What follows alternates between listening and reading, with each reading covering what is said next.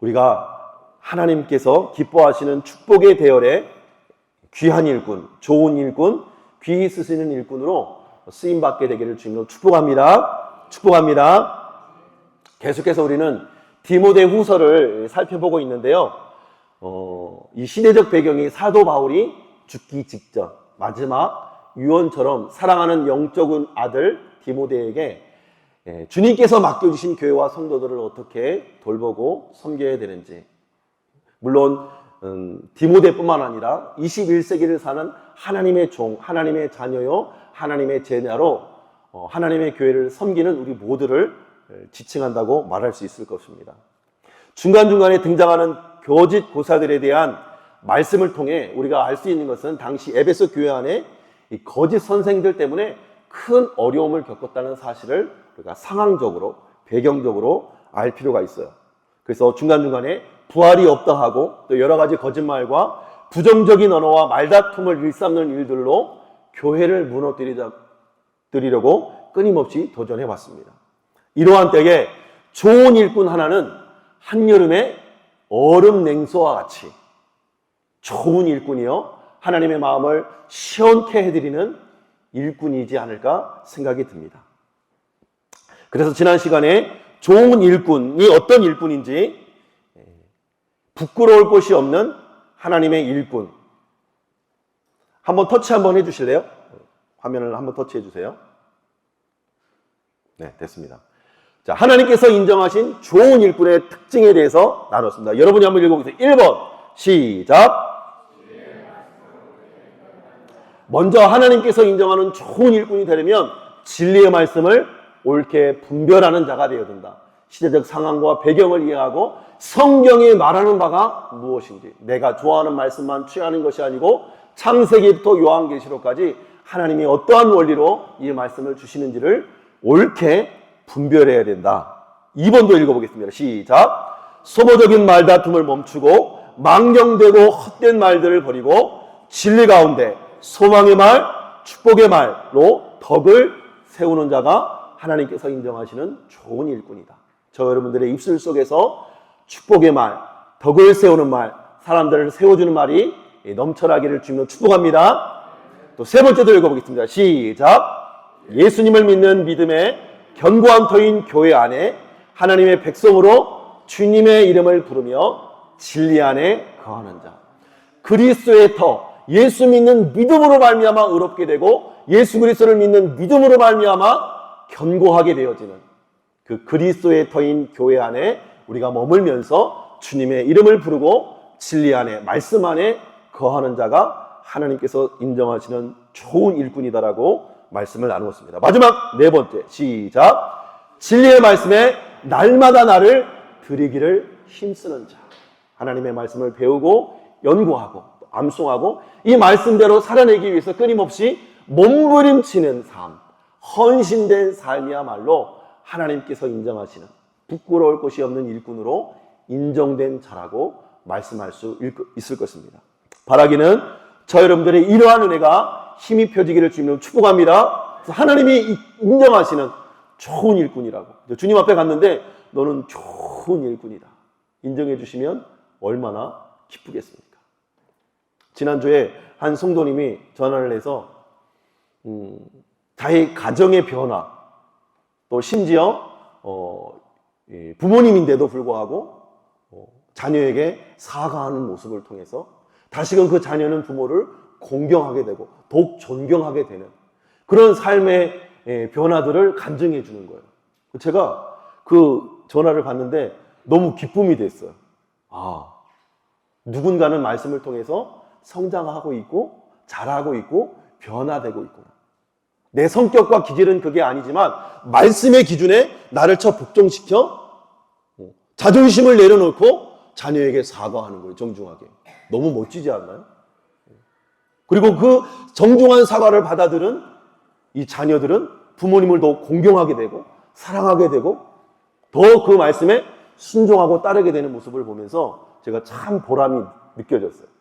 이러한 소식들이 여러분의 삶 가운데 넘쳐나기를 주님으로 축복합니다. 축복합니다. 하나님이 이렇게 기뻐하시고 인정하시는 일꾼이 되면 좋겠다 하는 소원을 제가 그 전화를 받고 품으면서 그날 밤에도 기도하면서 잠들었던 기억이 있습니다. 오늘 이 좋은 일꾼이라는 표현을 다른 말로 그릇이라는 표현을 통해서 다시금 한 번 더 강조해주는 말씀입니다. 그 내용을 보니까 우리 20절과 21절을 다시 한번 읽어보겠습니다. 시작. 큰 집에는 금그릇과 은그릇뿐 아니라 나무그릇과 질그릇도 있어 귀하게 쓰는 것도 있고 천하게 쓰는 것도 있나니 그러므로 누구든지 이런 것에서 자기를 깨끗하게 하면 귀히 쓰는 그릇이 되어 거룩하고 주인의 쓰심에 합당하며 모든 선한 일에 준비함이 되리라. 아멘. 20절 말씀해 보면 하나님께서 귀히 쓰는 그릇도 있고 천하게 쓰는 그릇도 있대요. 하나님은 차별하시는 분이십니까? 아니죠. 하나님은 차별하지 아니하신 분이신데 오늘 본문은 하나님께서 귀하게 쓰시고 하나님이 즐거움으로 마음껏 쓰시는 그릇이 있고 그렇지 않은 그릇이 있다라고 말씀하고 있습니다. 우리도 그렇지 않아요? 여러분, 제가 늘 고민이 제 방에 옷이 많아요. 옷이 넘쳐나요.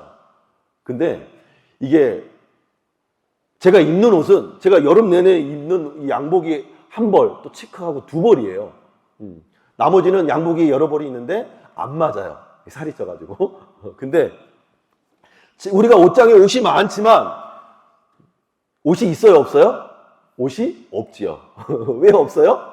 입을 옷이 없는 거예요. 맞는 옷이 없고. 그죠? 그러고 보면 우리 옷장에 옷은 정말 넘쳐나는데 한번 버려야 되는데 이게 버리는 것도 쉽지 않아요. 버리자니 아깝고 내가 금세 살을 홀쭉하게 빼서 저 옷을 다시금 입을 수 있을 것 같은 착각에 늘 빠져 있습니다. 그래서 버리지 못하고 늘 쌓아두죠. 그래서 우리가 입는 옷을 보면 많아야 두세 벌, 그죠? 정말 많으면 네다섯 벌이 전부고 그 나머지는 그냥 쌓아놔요. 해가 되면 꺼냈다가 넣었다가 꺼냈다가 넣었다가 어느 건 있는지도 모르는 옷들도 엄청 많습니다. 그래서 한 번씩 버리면 포대자루로 한 번씩 우리 아내는 좀 잘 버려요. 그래서 여름이 되고 봄이 되고 이렇게 계절이 바뀔 때마다 한 포대씩 버려요. 누가 갖다 주기도 하고 그러다 보면 옷이 쌓여 있죠.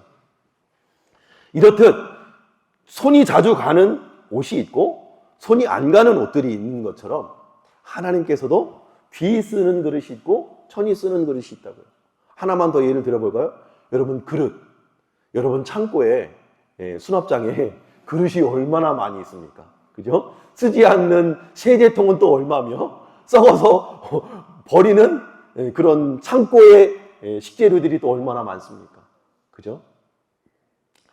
우리 집 4식구니까 그릇 4개, 국그릇 4개, 숟가락 젓가락 4개면 충분한데, 그죠? 엄청 그릇이 많아요. 창장마다 그릇이 넘쳐나요. 생각해보면, 그런데 또 쓰는 그릇은 늘 똑같은 그릇만 써요. 새 그릇도 안 꺼내요. 아깝다고. 새 그릇은 아깝다고 또 안 꺼내요. 쓰는 그릇만 늘 쓰게 되는 거예요. 그런데 쓰임받는 그릇은 어떤 그릇이어야 돼요? 깨끗한 그릇이에요. 금그릇이냐 은그릇이냐가 중요한 것이 아니고 깨끗한 그릇을 우리가 자주 사용하게 된다는 거예요.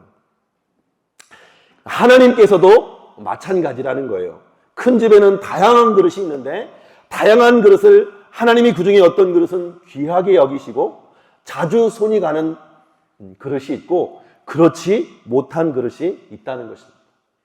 제가 이 말씀을 묵상하면서 우리 믿는 성도들에게 있어서 하나님 손에 붙들려서 하나님께 좋은 일꾼으로 하나님께서 기뻐하시고 즐겨 사용하시는 귀히 쓰는 그릇으로 자주 쓰임받는 것보다 보람이 또 있겠는가 하는 생각이 들었어요.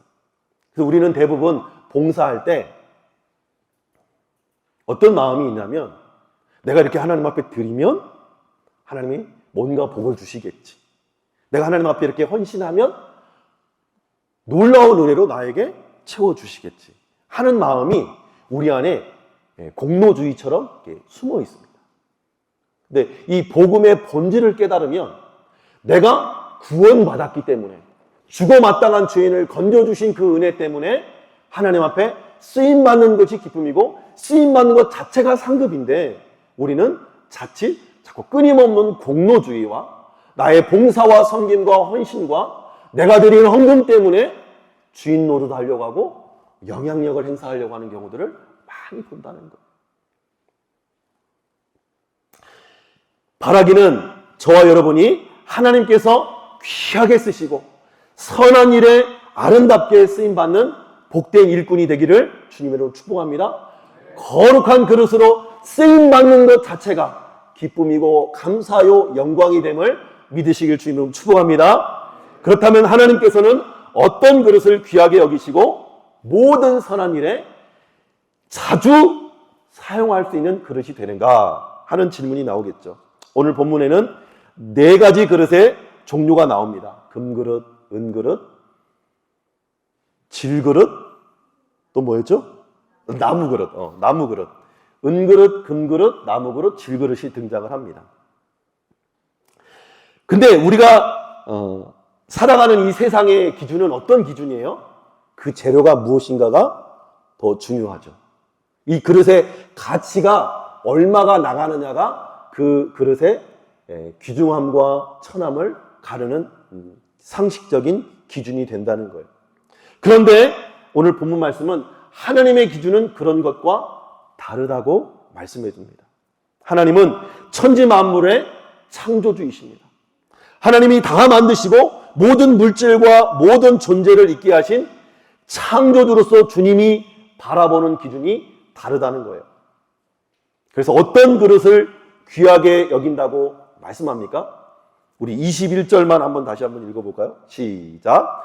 그러므로 누구든지 이런 것에서 자기를 깨끗하게 하면 귀히 쓰는 그릇이 되어 거룩하고 주인의 쓰심에 합당하여 모든 선한 일에 준비함이 되리라.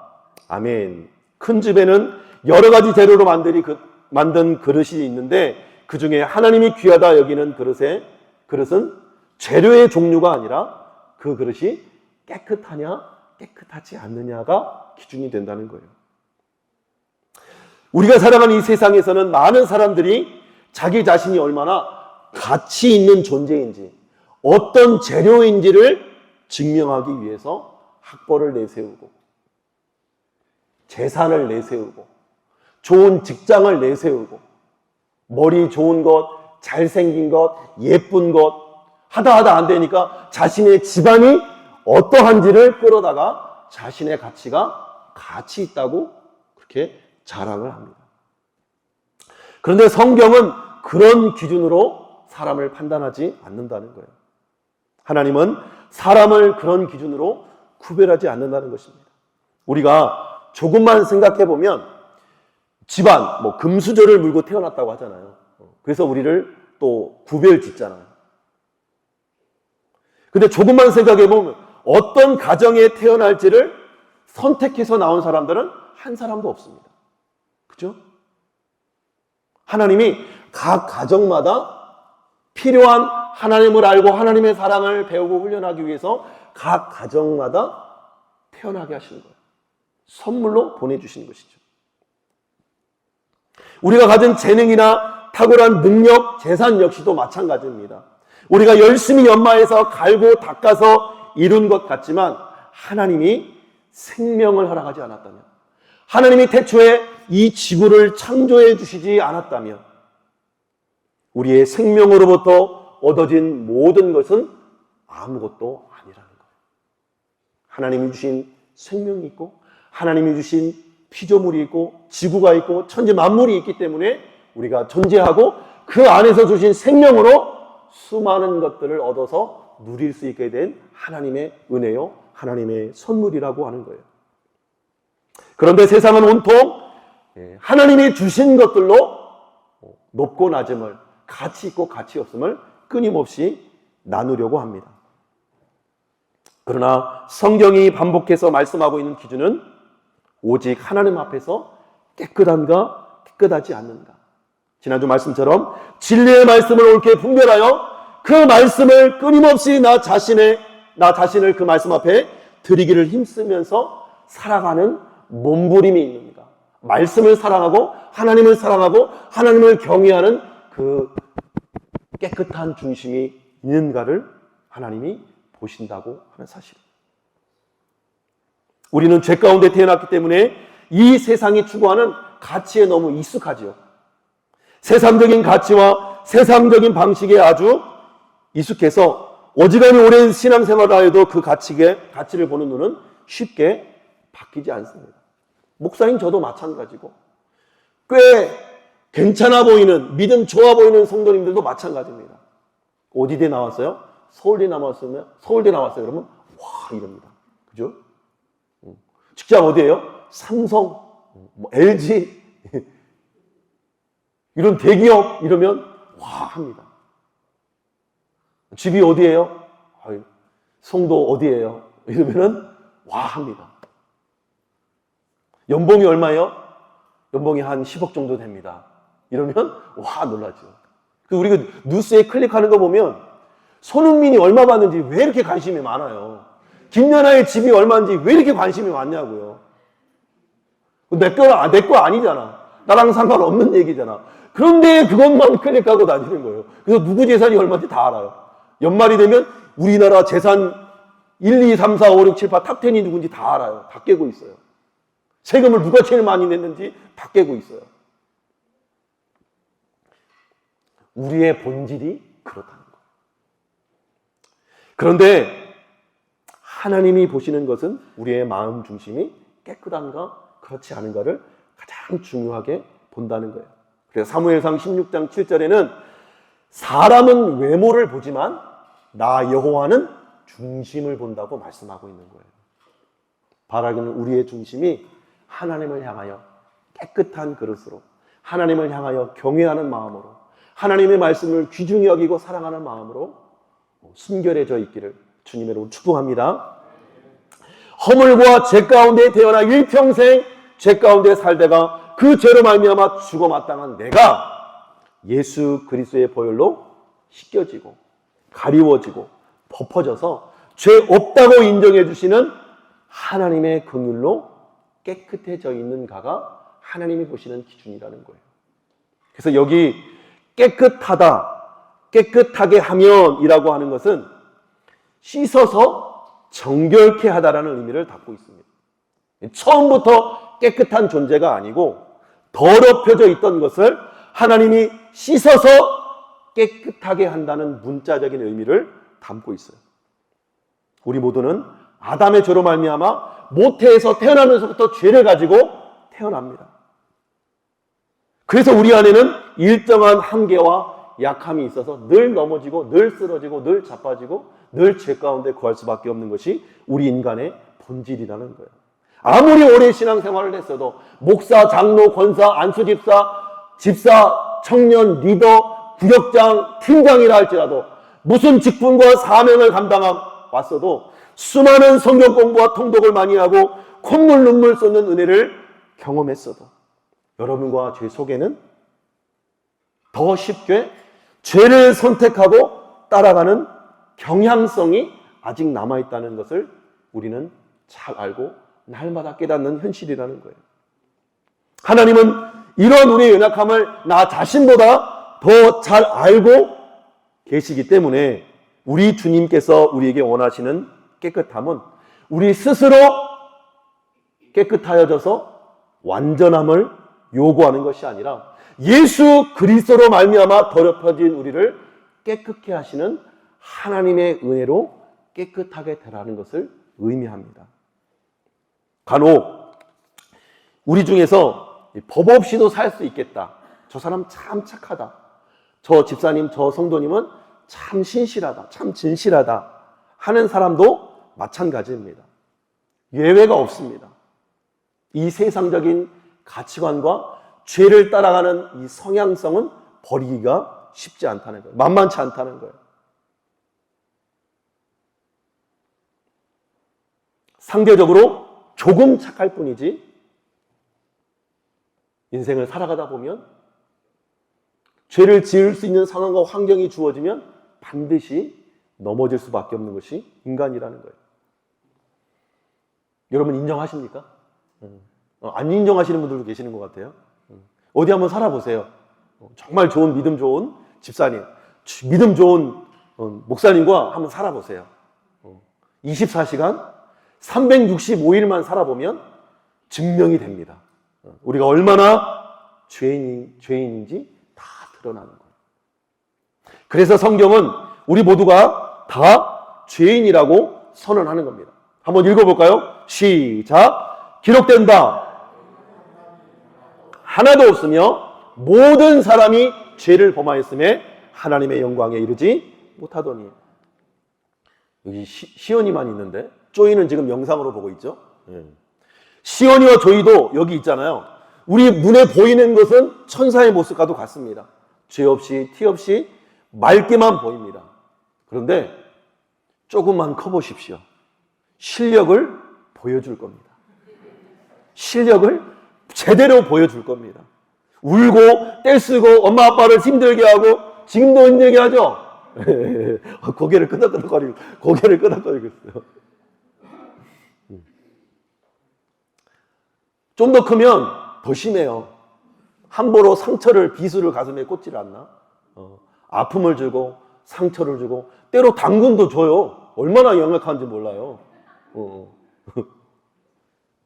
그것이 인간의 본질이라는 거예요.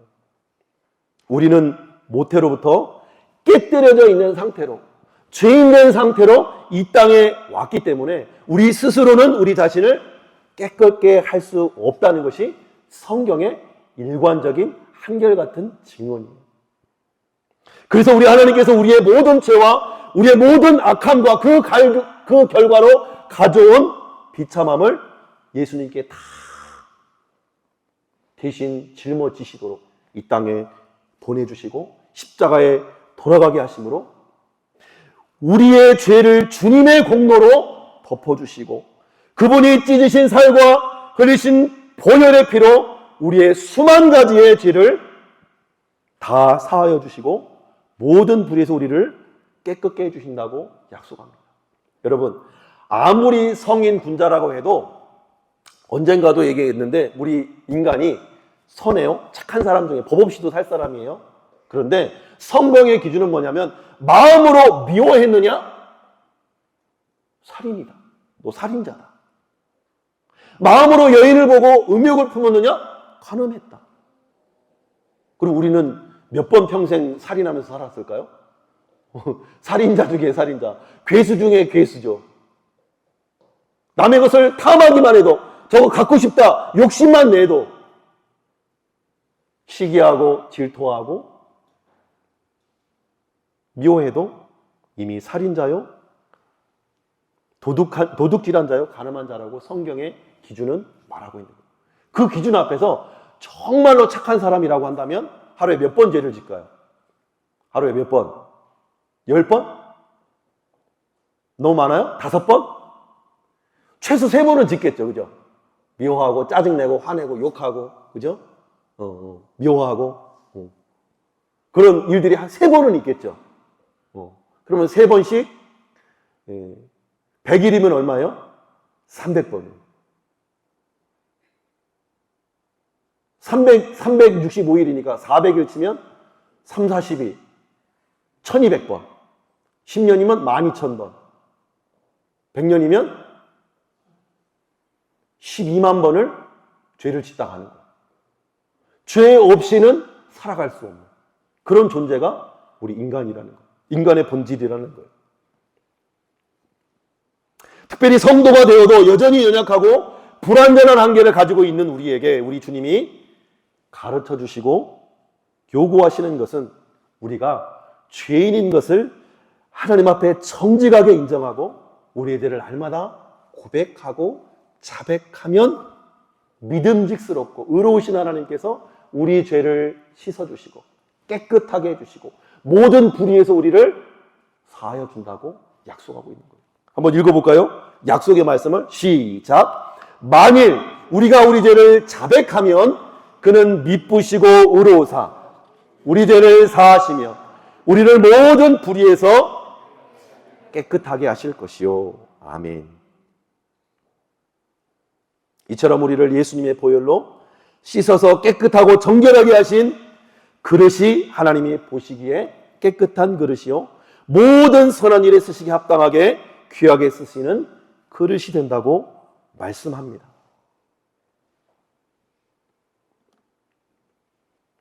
세상은 늘 자질에 대한 이야기, 학벌에 대한 이야기, 집안에 대한 이야기, 재산과 물질에 대한 이야기로 가득하지만 성경은 그런 이야기가 핵심이 아니고 우리가 어떤 사람이었든지 간에 관계없이 죄인이다. 관계없이 모두가 죄인이다. 그러나 주님을 인격적으로 만나는 순간에 우리의 무수한 죄악과 무자극함들이 예수님의 완전한 공로로 덮어지고 가리워지고 씻어지고 정결케 되는 은혜로 말미암아 우리가 깨끗한 그릇이 될 수 있다고 말씀하고 있는 거예요. 그러므로 우리가 예수님을 믿고 거듭난 이후에도 거듭거듭 넘어지고 실패할 때마다 우리는 합리화합니다. 정당화하고 핑계대고 하나님 앞에서 죄를 인정하지 않을 때가 참 많이 있다는 거예요. 그러나 우리가 하나님 앞에 죄를 잡아가고 인정하고 회개하는 자들을 하나님께서 깨끗한 그릇이라고 인정해 주시고 귀하게 쓰는 그릇이라고 말씀하고 있는 거예요. 제가 이 말씀을 사실은 26절까지 짧은 원고로 준비해 놨었어요. 어제 새벽에 2시 8분에 하나님이 나를 깨우셨어요. 다시금 이 말씀을 준비하고 정리하는데 이 말씀이 다시 한번 복음으로 깨달아지는 거예요. 아, 내가 죄인이었구나. 용서받은 죄인이었구나. 그게 깨달아지니까 이 사도 바울의 심정이 더 가슴 깊이 깨달아지는 거예요. 이 사도 바울은 이 복음의 은혜와 감격을 새기고 헌신하며 목숨까지 내어주면서도 아깝지 않다라고 고백할 수 있는 이유가 거기에 있었던 거예요. 오늘 우리도 마찬가지죠. 우리가 죄인인 우리가 예수 그리스도의 은혜와 보혈의 공로로 죄사함 받고 구원받았다고 하는 그 사실이 인정되고 믿어질 때 나의 봉사와 나의 헌신과 나의 드리는 모든 것들이 아깝지가 않은 거예요. 그것 때문에 나의 공로와 나의 의를 내세워 시험에 빠지지 않을 수 있는 복음의 은혜를 누릴 수 있다는 거예요. 이것이 깨달아지는 거예요.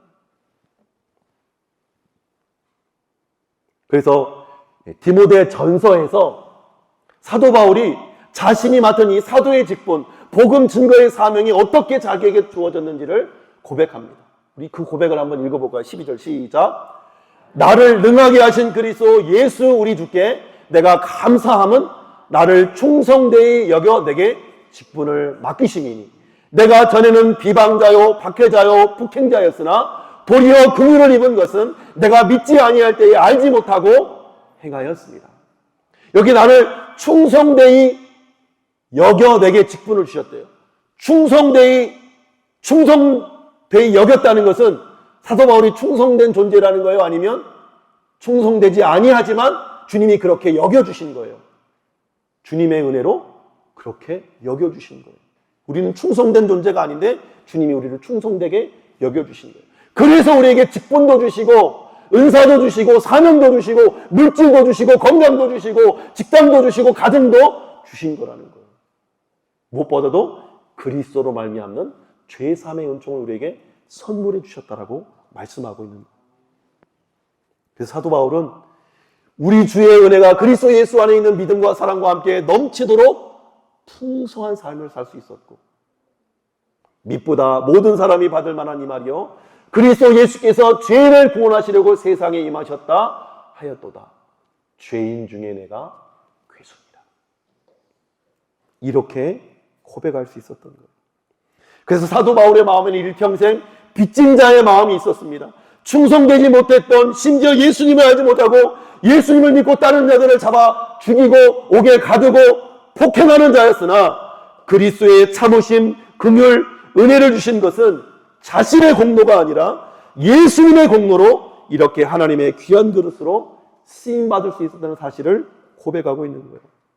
이런 면에서 우리가 봉사하고 쓰임받을 때 뭔가 인정받고 존중받고 이렇게 하면 하나님께서 복을 주시겠다는 조건부 봉사와 섬김을 드릴 때가 참 많이 있는데 그 결과는 반드시 시험에 빠질 수밖에 없는 거예요. 그러나 성경은 우리가 그리스도의 보혈의 공로로 깨끗하게 씻어지고 가리워지고 덮여지고 깨끗하고 거룩하여 하나님 쓰시기에 좋은 그릇, 좋은 일꾼이 되었다고 하는 사실을 우리에게 알려주고 있는 것입니다. 그러므로 우리가 하나님을 신앙하고 하나님을 예배하고 하나님을 섬김에 있어서 이 그리스도의 십자가로 말미암아 깨끗함을 입었다고 하는 이 복음을 우리가 잊지 않아야 되는 거예요. 1만 달란트 빚진 자가 100데나리온 빚진 자에게 목살을 잡고 감옥에 가둬버린 것처럼 우리가 주기도문에도 고백하잖아요. 우리가 우리의 죄를 사하여 준 것 같이 우리의 죄를 사하여 주옵소서.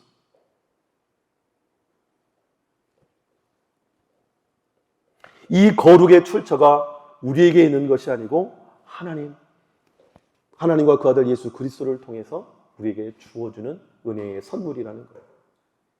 그러므로 우리가 하나님 앞에 귀 쓰는 그릇이 되라면 하나님 앞에 죄인인 것을 인정하고 그 하나님 앞에 겸손하게 그리스도의 보혈로 깨끗함을 입었다고 하는 사실을 우리가 인정하고 그 은혜를 우리 가슴 깊이 새길 때 우리는 시험에 빠지지 않고 기쁨으로 감사로 즐겨 하나님 앞에 쓰임받는 인생이 될 줄로 믿는 것이에요. 바라기는 저와 여러분들이 이 복음의 은혜를 깨달아 하나님이 귀히 쓰시는 거룩하고 깨끗한 그릇으로 준비되어 하나님의 모든 선한 일에 쓰임받으시는 저 여러분의 삶이 되기를 주님으로 축복합니다. 찬양 하나 하고 함께 기도하겠습니다.